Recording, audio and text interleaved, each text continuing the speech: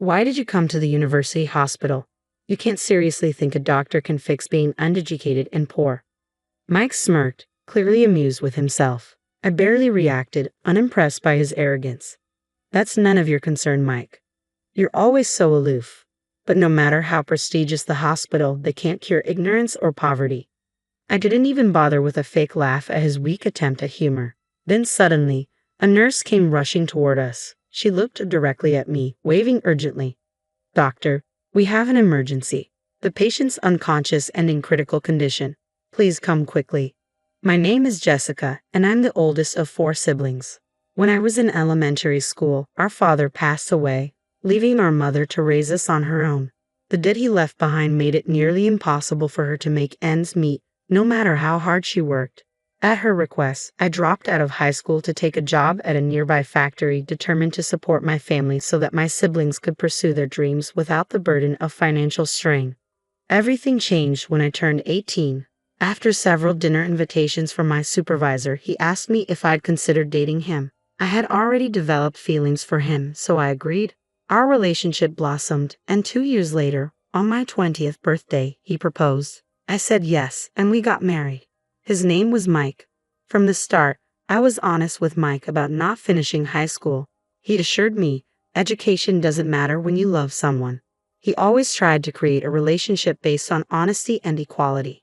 Even though he was several years older, he never treated me condescendingly and genuinely valued me. But over time, that seemed to change. His attitude toward me shifted, and he began to look down on me. Do you even realize who's been supporting your lifestyle? You should be more grateful, Mike said, his voice tinged with irritation. Mike's words made me flinch. When we got married, I left my job at the factory because he insisted so strongly that I become a stay-at-home wife. I had intended to keep working, but he told me, I want you to take care of the household chores, and I expect a warm meal and a tidy home every day. Despite my worries about sending less money back home, I didn't argue and quit my job. Now, he sees me as nothing more than an unemployed, wasteful burden. I actually want to work, I finally found the courage to say, but he just laughed at me. Do you really think any company would hire a high school dropout like you? Your place is here, taking care of our home, he replied coldly. His words struck a chord with me. Maybe quitting my job, just as Mike wanted, had been a mistake. The allowance he gives me has been steadily shrinking, and I know if I complain about the lack of money, he'll probably blame my budgeting skills. So I stay silent and cover the shortfall with the savings I've been carefully building up. As I watched him relax with a drink, the thought of divorce began to creep into my mind. I'm still young. I could end this marriage, start fresh with someone else, and even have children. Mike likely hasn't noticed the depth of my distress, assuming I'm just a selfish, shallow woman. While I wrestled with these cold thoughts and feelings, I found myself trapped in contemplation. The dwindling savings, Mike's growing disdain, and the increasingly tense atmosphere between us. Determined to change our situation, I repeatedly tried to start a conversation with Mike. However, he always managed to find an excuse, claiming he was too tired or had other plans, evading any meaningful discussion.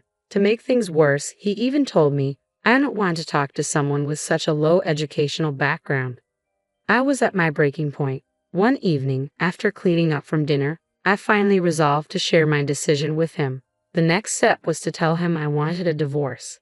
With my lips dry from nervousness and mustering every ounce of courage, I approached him while he was absorbed in the TV. Hey, there's something I need to discuss. Hearing the tension in my voice, Mike looked up from his spot with an indifferent expression. I held out the court document and our lawyer's letter, meeting his gaze directly. I think it would be best if we got a divorce, I said firmly. A deep frown formed on his face. I braced myself for a shouting match, but instead of an outburst, he merely stared at me in silence. I could see his fists clenching and his face turning red with anger. Despite his fury, he held back and didn't let his emotions get the better of him. After a long, tense pause, he finally muttered in a barely audible voice, "Someone with your level of education." His fists clenched even tighter, and his eyes burned with resentment as he glared at me. I instinctively took a step back from his chilling gaze. You think you have the right to challenge me? With just a high school diploma? You think you can suggest a divorce to your husband? He shouted, his voice dripping with rage. But I had no intention of backing down. I had endured so much hurt from Mike already. Fighting back tears, I held his gaze steadily. The intensity of my stare seemed to momentarily unsettle him, a flicker of uncertainty crossing his face. Clutching the divorce papers tightly, I showed him my smartphone, where the screen displayed saved messages between him and a female coworker. Irrefutable evidence of his infidelity. It looks like you've been showering her with gifts even when you couldn't provide for our household. If I'm so unnecessary to you, then let's get a divorce. Free me from this situation. For the first time, my husband was at a loss for words. He clearly hadn't expected me to have evidence of his affair. Perhaps he thought I'd never discover it. Though he struggled to find a response, his attempt at a smirk was laced with sarcasm. Living with someone not so bright can be stressful. I need some occasional refreshment, he said, admitting to the affair with no hint of remorse, then turned back to the TV as if the conversation were over. The emptiness of his response was palpable. I swiftly moved to his side and turned off the TV, filling the room with silence. With his disgruntled gaze now fixed on me, I summoned all my strength to steady my trembling legs. I held out the divorce papers again. All you need to do is sign these, please, I'm begging you. Why is Mike so resistant to divorce? He despises me, claims to be miserable in our daily life, and yet he clings to the pretense of our marriage while being involved with another woman.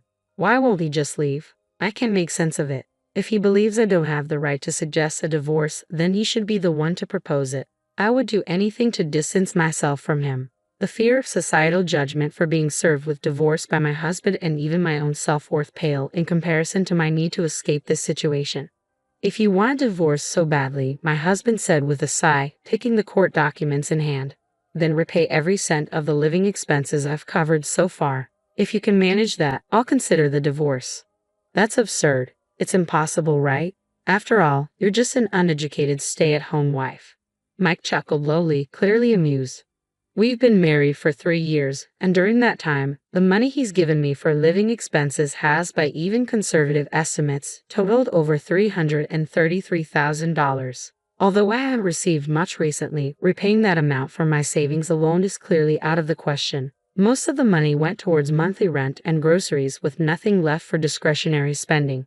Despite my efforts to save, I often had to dip into my savings. I couldn't accept his demand. Inside, I was in turmoil. He watched my confusion with a smug grin, and in that moment, a faint spark of determination ignited within me. I was resolved to prove him wrong, and my resolve became unwavering. 12 years later, I found myself standing in the lobby of a university hospital, feeling disoriented. It was my first visit to this facility, and I was lost amid the maze of corridors. The busy staff seemed oblivious to my plight, leaving me stranded. I kept consulting the rough map I held, desperately trying to figure out where I was and where I needed to go. Is that Jessica? I suddenly heard my name called from behind. Turning around in surprise, I saw a middle-aged man standing there. I felt a sense of familiarity, but I couldn't quite place him. I'm sorry, have we met before? I asked, feeling a bit embarrassed. The man sighed and looked at me with a hint of annoyance. Do high school dropouts also forget faces? I can't believe you've forgotten the man you used to be married to. As I studied his face more closely, memories began to resurface, bringing back his familiar, arrogant demeanor. Mike. The moment I said his name, my ex-husband settled into a seat in the lobby, looking quite satisfied.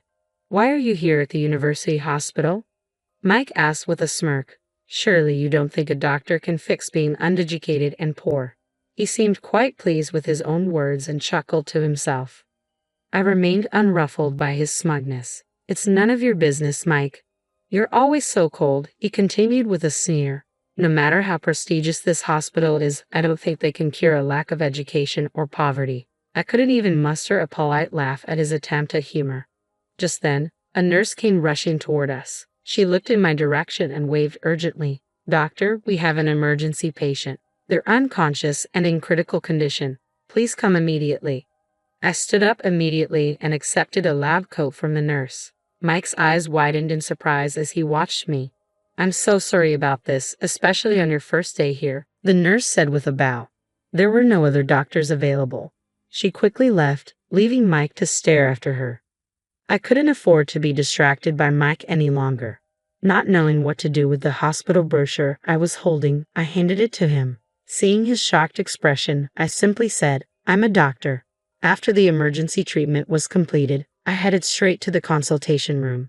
Wandering around the hospital on my own would only leave me disoriented. Even though it was still before my scheduled start time, I decided to begin my work on my first day of transfer. I reviewed the medical chart and was taken aback.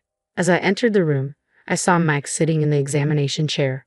His expression mirrored my own shock, eyes widening in disbelief. According to the chart, Mike had heart problems and had been referred to this university hospital. I took a deep breath, refocused on my work, and proceeded with the examination. Mike, clearly unsettled, couldn't mask his displeasure.